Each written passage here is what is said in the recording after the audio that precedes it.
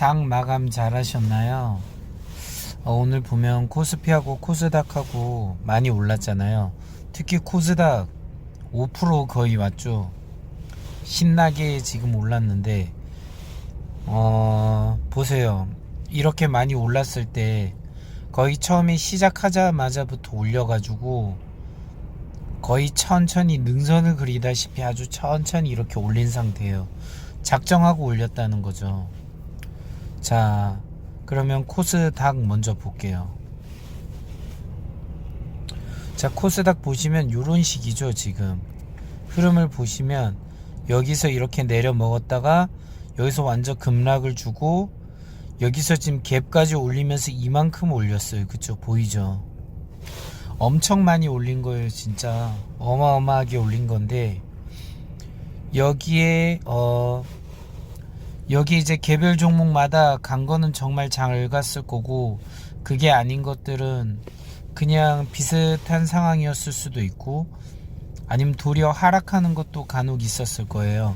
근데 뭐 그거는 일단 중요한 게 아니고, 제가 코스피 코스닥 말해준 다음에 앞으로의 흐름에 대해서도 한번 얘기해 보려고 해요.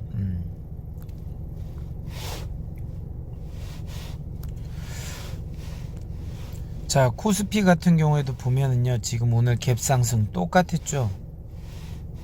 지금 이게 얼마나 큰 거냐면 다 똑같듯이 어제 종가가 여기였잖아요.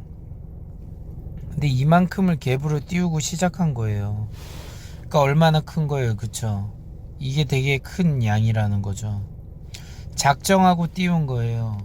그럼 이 작정한 게 뭐냐, 결국 러시아 전쟁 가능성이 지금 사라졌다. 근데 이거를 일부 군대가 이제 철수한 걸로. 그쵸? 이거였잖아요. 그냥 러시아 군대 중에서 일부만 철수했단 말이에요. 근데 이렇게 갭을 띄웠다? 여기서 우리는 항상 기본을 생각해야 되죠. 갭은 뭐라고 했죠? 채워지기 마련이다. 채워질 수도 있는 거예요. 경우에 따라서. 이걸 무조건 조심해야 된다. 오늘 익절하고 수익 많이 보신 분들은 축하드리지만, 한편으로 얘기하고 싶은 게 갭은 채워질 수 있기 때문에 진짜 조심해야 됩니다. 코스닥은 지금 빈틈없이 이렇게 갭이 있는데, 물론 여기에는 빵꾸가 하나 나 있긴 하네요.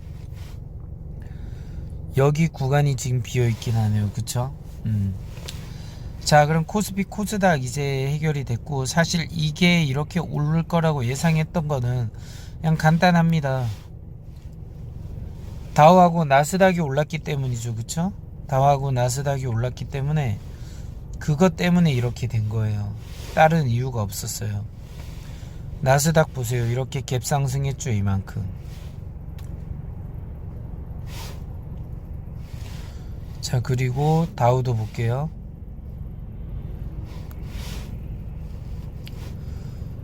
자, 다우도 보면은 갭 상승을 했는데 조금 오밀조밀하게 했네요. 갭이 한 요만큼밖에 안 되네요.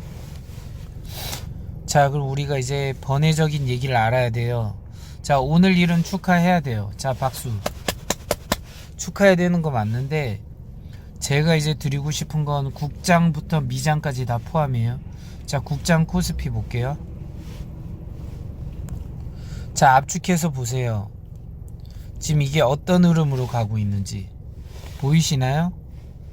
여기가 1년선이에요. 241. 그리고 여기는 뭐죠? 2년선이에요. 481. 지금 481선을 이렇게 강하게 뚫는 흐름으로 가고 있어요. 보이죠?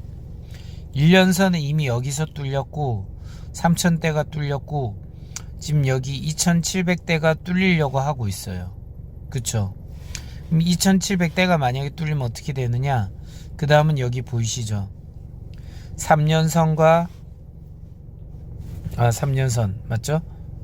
3년선과 4년선이 있습니다. 3년선이 지금 이렇게 올라오는 게 보이시나요? 4년선이 여기 있는 게 보이죠? 3년선이 지금 대략 600고지로 오고 있다는 얘기예요. 이게 뭐냐면 금리 인상이 되면서 계속 이렇게 빠지는 흐름이 될 수밖에 없다는 거예요. 그리고 여기서 코스피를 하나의 종목으로 보면은요, 얘가 머리죠, 얘는 어깨죠, 얘도 어깨죠. 어깨가 여기 오른쪽 어깨가 이제 작살나고 나서부터, 오른쪽 맞죠 여기가? 오른쪽 어깨가 작살나고 나서부터 강하게 흘러내리는 흐름이 얼마 전에 LG 엔솔이랑 똑같죠. LG 엔솔이 57만 7천 원을 찍고 빠졌잖아요. 그 흐름이랑 지금 똑같은 흐름으로 코스피가 지금 아프고 있다는 얘기예요. 이런 식으로.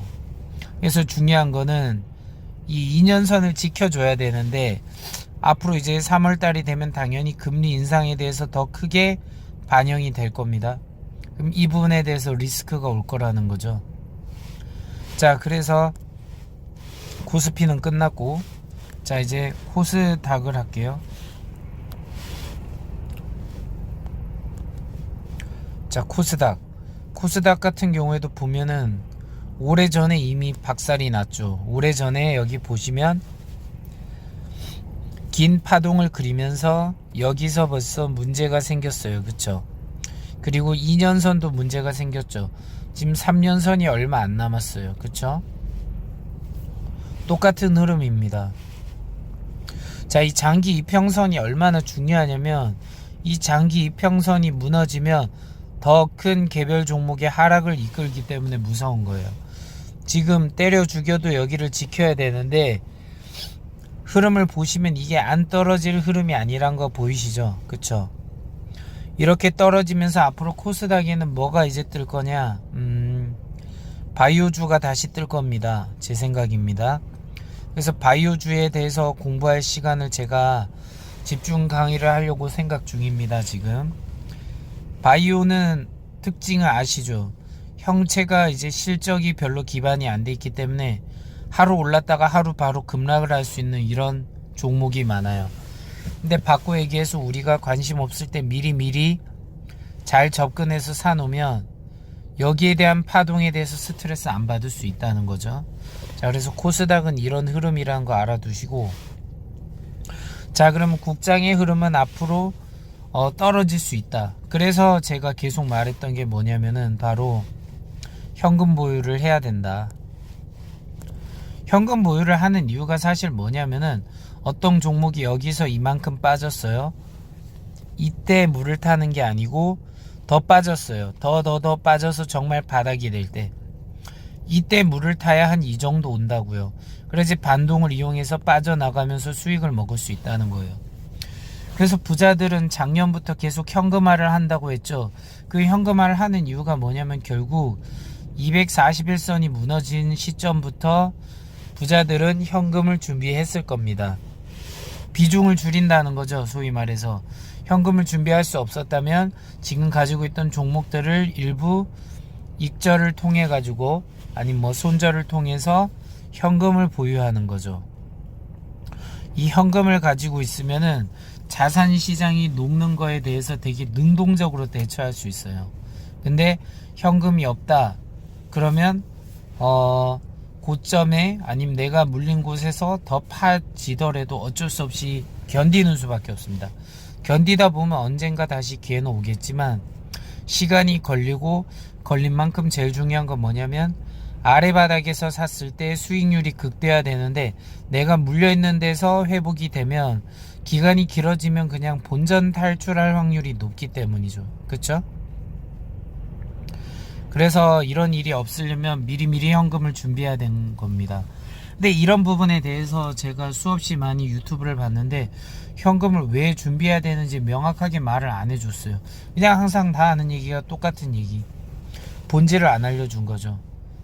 아, 자산을 싸게 매입할 수 있다. 그럼 자산을 싸게 매입할 수 있다는 얘기는 뭐냐면은, 그때 돼서 떨어지면은 사면 된다는 얘기인데, 대부분 우리는 어떻게 되나요? 이 하루하루를 보다 보니까 그 바닥까지 올 때까지 못 기다리고 자꾸 주식을 사게 되잖아요. 그쵸? 내가 쉽게 말해서 예수금을 내비둘 수가 없는 거예요. 그렇기 때문에 저는 말하는 거예요. 내가 어차피 여기에 산 건 인정. 내 손이 이렇게 자꾸 클릭을 하는 걸 어떻게, 내 손목을 자를 수도 없고, 그쵸? 그건 어쩔 수 없는 거예요. 그럼 앞으로 생기는 잉여 자금이라도 투입을 하지 말아달라 이 얘기죠. 왜 투입을 하지 말아야 되냐면 더 하락했을 때 내가 물을 타서 더 아래점으로 올 수 있기 때문에. 그러면은 이게 더 많은 수익을 먹어요. 근데 우리는 대부분 어떻게 되냐면 오늘처럼 이렇게 많이 오른 날에 어떤 종목이 뜬대 하면서 떠요. 일로 올라가네? 아, 지금 사자. 그래서 샀어. 진짜 올라갔어. 수익이 나요. 근데 여기가 고점에서 끽해봤자 20에서 30% 수익 먹는 구간이에요. 여기 우리는 모든 걸 겁니다. 그게 아니라 바닥으로 더 많이 내려오면 제가 말했죠. 1,000원짜리 주식을 예를 들었어요. 10,000원이 될 때 이 가치 900% 상승이 된다고요. 원금 1,000원을 확보하고도 9,000원을 더 확보하는 그런 일이 된다고요. 900%면 9배잖아요. 9배. 원금을 확보하고 나서도 9배의 상승을 할 수 있다고요. 그럼 내가 여기에 시드를 투입했을 때 얼마나 많은 돈을 벌 수 있는 거예요. 그쵸? 저는 이거의 중요성을 말하고 싶기 때문에 현금을 보유해야 된다라고 얘기하는 겁니다. 현금 보유. 지금 사고 싶은 거는 그냥 한 주 두 주씩 연습하듯이 사봐요. 그래도 좋은 이유가 뭐냐면 나중에 내가 바닥 올 때 한 주나 두 주 샀으면 여기에다가 무한대로 사는 게 되면 어떻게 돼요? 거의 한없이 바닥에 가까워져요. 그쵸? 그래서 단주 매매를 통해서 흐름을 좀 파악했으면 좋겠습니다. 단주 매매. 당연히 많이 사고 싶을 거예요. 오늘 수익 내고 싶고 내일도 내고 싶을 거예요. 인간의 욕심은 끝이 없으니까. 하지만 그걸 좀 자중하면 오히려 지금은 수익이 별로 없다고 하더라도 나중에 기가 막히게 터닝 어라운드 될 때 그때 나는 바닥을 잡았으니까 수익률을 극대화할 수 있다고요. 그 얘기하고 싶었던 거고. 자, 그러면 여러분들이 좋아하는 미장도 보세요. 미장도 지금 보면은 자, 다우 볼게요. 보이시죠? 여러분이 늘 우상향할 것 같던 그 다우 주식, 나스닥 주식도 마찬가지일 겁니다. 다 이런 식으로 지금 241선이 훼손되어 있는 상태예요. 여기서 지금 위기가 있잖아요. 그쵸? 2년선까지는 아직 여유가 있지만 많이 오른 주식은 또 어떻게 되느냐? 크게 조정이 되기 때문에 오늘 갈 거냐 내일 갈 거냐의 차이지, 결국 하락하는 것도 오늘 하락할 거야 내일 하락할 거냐 그 차이입니다. 실적이 아무리 기반이 된다고 해도 결론은 뭐냐? 이 1년선 아래를 뚫었기 때문에 강한 하락이 나올 거고 2년선 아래를 또 뚫고 내려가면 더 큰 강한 하락이 나올 겁니다. 물론 다우는 아직 여유가 있네요. 자, 그러면 나스닥 보겠습니다. 자, 나스닥 보겠습니다. 자, 나스닥 보시면 나와 있죠. 지금 1년선을 많이 벌써 뚫고 온 지 꽤 됐어요. 그쵸? 그러면서 지금 보시면 2년선도 얼마 안 남았어요. 보이죠? 2년선이 아마도 13,000포인트가 뚫리게 되면은 더 크게 하락하는 흐름이 나올 수 있습니다.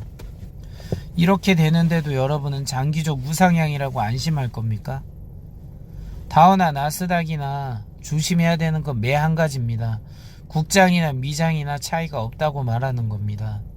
아무리 실적 기반이라고 해도 그 실적을 바탕으로 해서 엄청난 매출이 나오고 영업이익이 발생해도 거기에 따라서 뭐 사업 확장을 하거나 아니면 사업에 장기적인 리스크가 있을 때는 그 피해는 상승한 만큼 또 크게 발생할 수 있기 때문입니다.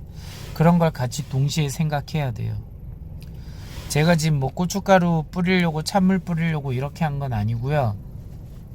여러분이 혹시라도 오늘 또 상승한 거에 취해서 지금 주식시장의 본질을 잊지 않길 바라는 마음이에요. 안즈나 서나 저는 이제 구독자 시청자님 생각하거든요. 예. 어떻게 하면은 여기서 좀 더 나은 선택으로 수익을 극대화할 수 있을까 맨날 고민을 합니다. 저 혼자 알아서 저 혼자 재미 보는 거? 아, 그건 좋죠. 그거는 제 스스로에겐 좋은데 정말 큰 기쁨은 뭐냐면 내가 가지고 있는 걸 누군가한테 알려줘가지고 그 내용으로 그 사람도 기쁘고 나도 기쁘면 더 좋다는 거예요. 어떻게 보면 최고의 행복의 가치잖아요. 왜 하나같이 성공하고 부자가 된 사람은 자꾸 베풀려고 할까요? 베풀 때 내가 더 기쁘고 즐겁다는 걸 알기 때문이에요. 어떻게 보면 그것도 이기적인 행복이라는 거죠. 베푸는 게 나에게 더 큰 행복이 될 수 있는 걸 알기 때문에 나는 누가 시키지 않아도 베푸는 겁니다. 물론 거기를 통해서 또 다양한 조언을 얻죠. 지금 제가 방송을 하면서 수없이 많은 이제 조언을 받거든요. 정말 피가 되고 살이 됩니다. 항상 고맙게 느끼고요. 그래서 그 고마움을 느끼는 만큼 저도 역시 열심히 준비해서 이래 설명을 하는 겁니다. 시간을 어떻게든 짜내야죠. 짜내고 어차피 저는 유튜버를 곧 할 거기 때문에 계속 열심히 할 겁니다.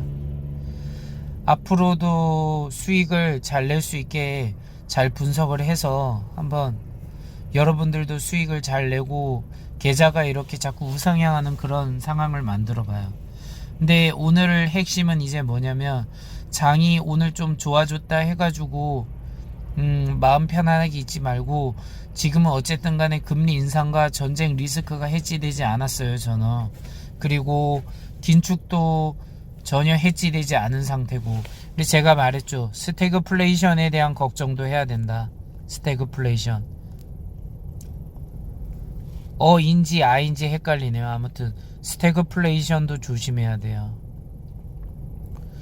금리가 오르고 물가를 잡으려고 해도 결국은 경기 침체가 이루어지면 수많은 기업이 도산하고 이러면 안 좋잖아요. 그쵸?